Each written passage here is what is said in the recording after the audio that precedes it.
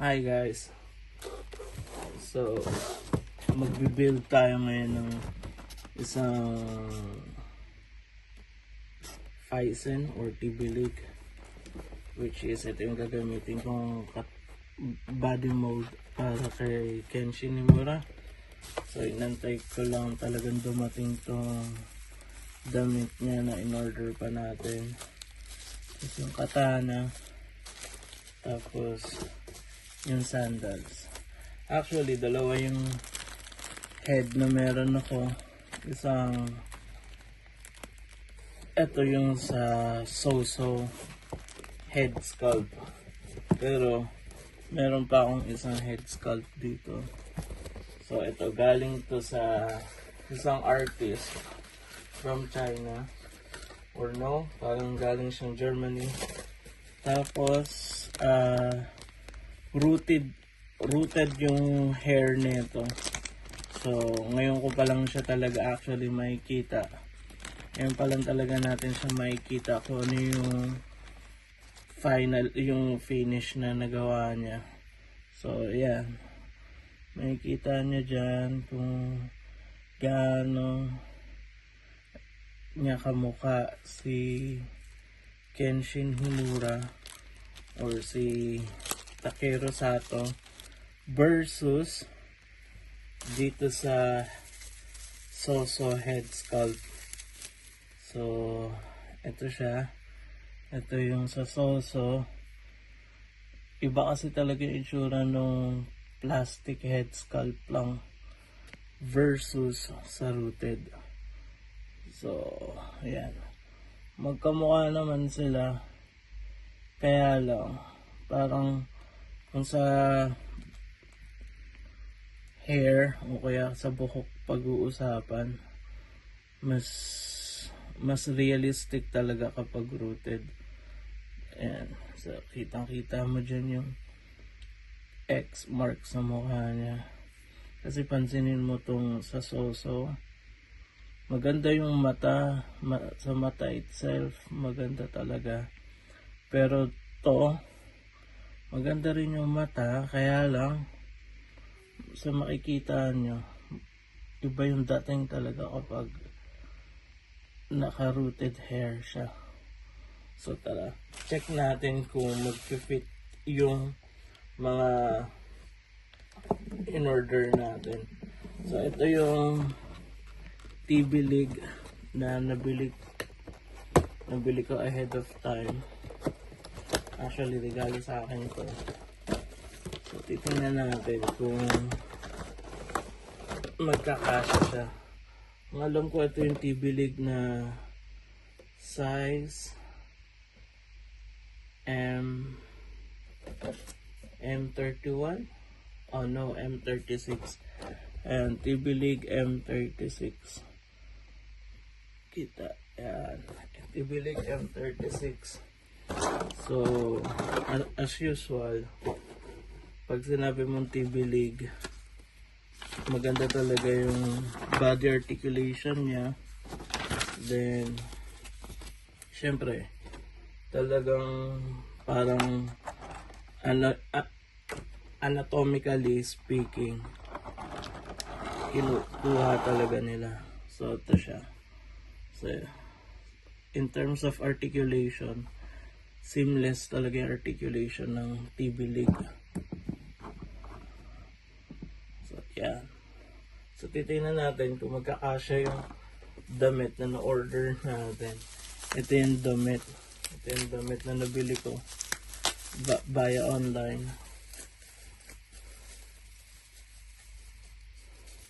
Sana magkasya or hindi bitin. Kasi kapag bitin, sayang talaga. So ganito siya, may velcro. Tingnan natin kung magkakasya.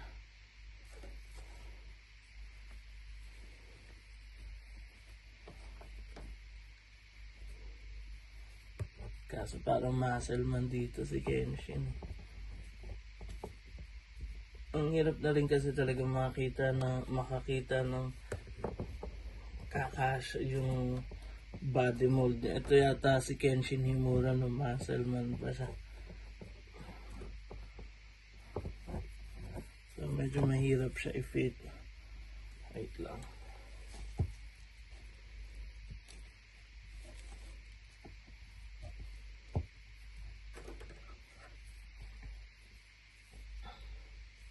Ito si Kenshin Himura no younger days niya.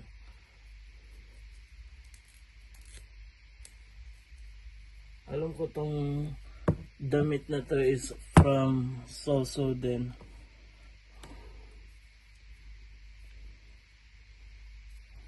Eh, mukha naman kasha. Di naman siya mukhang hindi kasha. Kaya lang, muscle wise, alam natin na mas payat si Kenshin Himura. Pero titingnan natin kung ano magiging final look. So ito yung pantalon.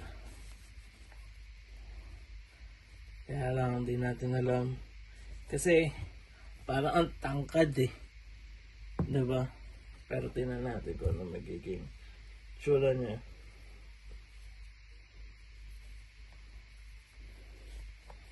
Madali lang magsuot ng clothing.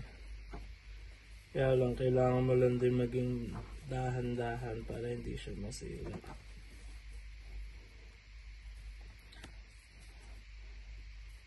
Pero maganda talaga yung gawa ng Faisen or ng Tibilig pagdating sa katawan. Kasi kuhang-kuha talaga.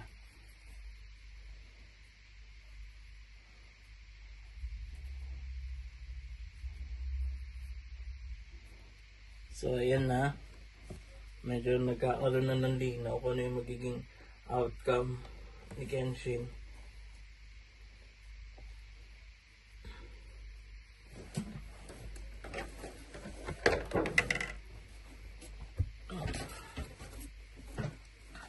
So ito, kabit lang natin.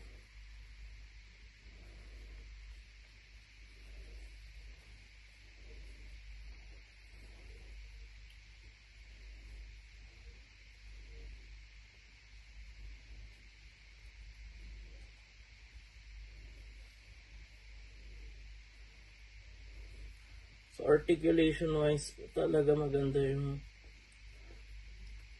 Tibilig or yung Faisen. Tingnan mo naman yan, boy.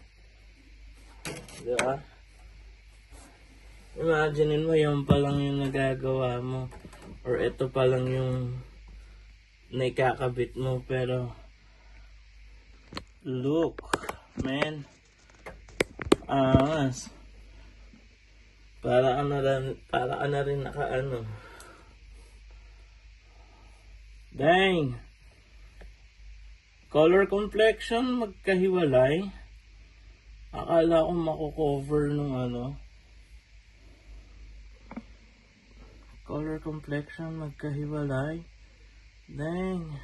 Ito yata yung naarawan na si Kenshin Himura sa Japan eh. Easy lang natin. Pero why not, diba? Pwede nang pagtiyagaan. Medyo dark lang yung skin tone. Tapos naka-foundation yung mukha ni Kenshin. Pero pwede na. Wait lang.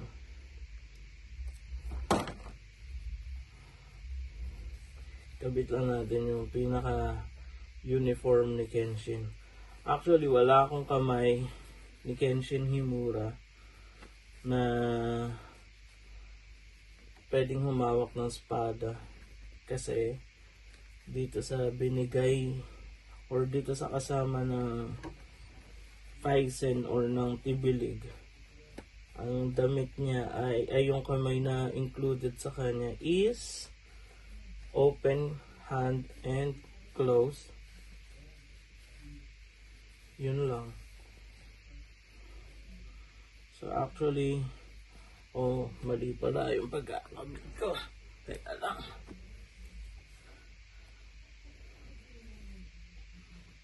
parang kailangan nakapaloob yung pula na damit niya.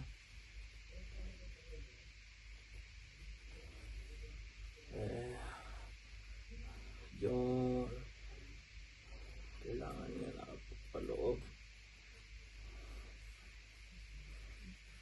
para nakatuck in yung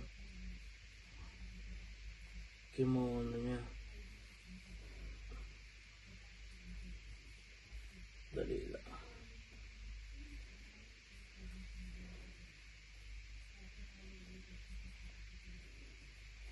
So guys, mahirap magsuot ng damit. Ni Kenshin Himura. So siguro mga 2 ikot, 3 ikot mo to gagawin para saktong-sakto talaga. Tapos fit na fit. Yan, mga 3 ikot nga. Tapos ipitan mo lang ng konti. Kaya lang, yan, siguro ganito na lang. Or tamang ganito na lang, 1-2 ikot lang para may bubuhol mo pa siya ng tama. So yan, ito na si Kenshin Himura. Oh, diba? Yan na. Sakto lang. Saktong-sakto lang. Imagine, man. Imagine. Kenshin Himura. Sa articulation na napakaganda. Imaginein mo. Na maghihitin Mitsurugi siya sa katawan ng Phisen or ng T-Bilig versus sa katawan na although wala akong so na katawan, pero naman naman yan, boy, diba? So ito yung sandals. Ito yung sandals na meron ako. Actually yung sandals na yun, oops, pang soso din yan.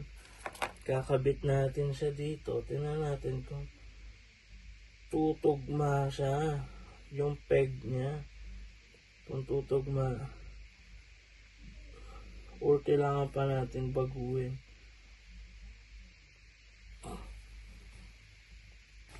Oopsie.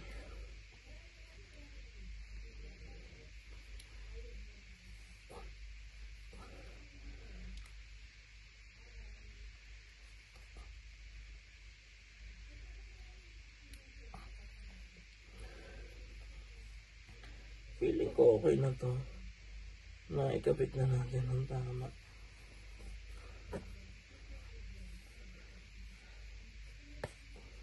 Naalala ko na lang dahil wala nga akong kamay ni Kenshin Himura. Well, oh ha? Tingnan mo naman yan, boy.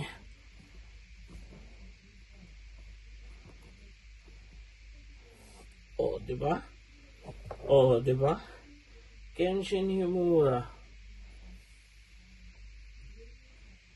with T-Bilig.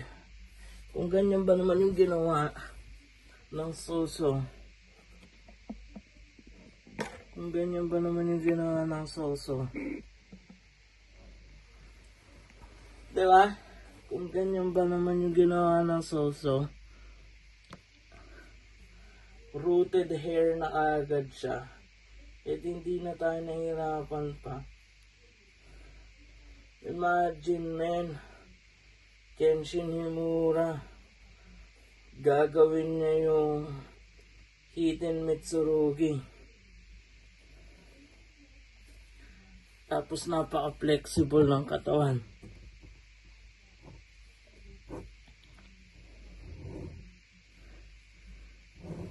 Wait lang. Hindi ko inaano yung Soso Toys. Maganda rin naman talaga siya.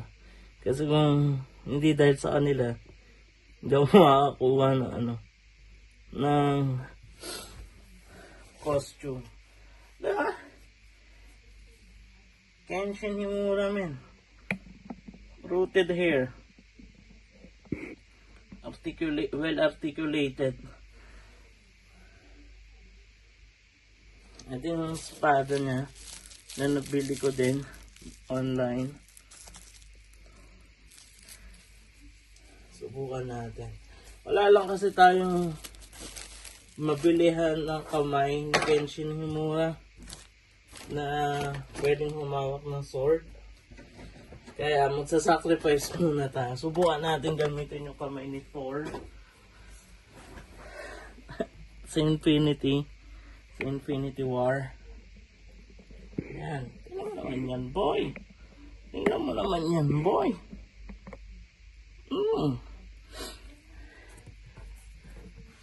Tingnan natin kung pwedeng natin pwede natin arborin yung kamay ni Thor. Check lang natin. Kasi to, sigurado meron tong gripping hand. Dahil nga, hinahawakan niya yung Stormbreaker dito. Ayan siya. Tingnan natin. Actually, ito hindi pa to masyado nabubuksan. Pero, tingnan mo naman yan, boy. Pag kinuha natin yung kamay, vice versa pala ito.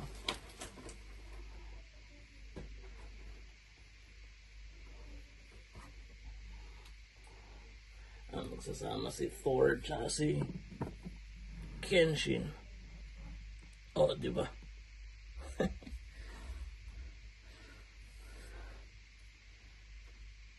Wala lang. Gamit niya pala yung isang gripping hand. Oops. Peg-wise. Hindi pwede. Maliit yung peg ng maliit yung peg ng Hot Toys kesa sa Soso. So, hindi talaga natin mapapahawak kay Kenshin Himura yung kanyang espada o yung kanyang katana. So, yun lang guys. For now, maghanap tayo ng magandang espada magandang kamay para kay Kenshin Himura. Thank you.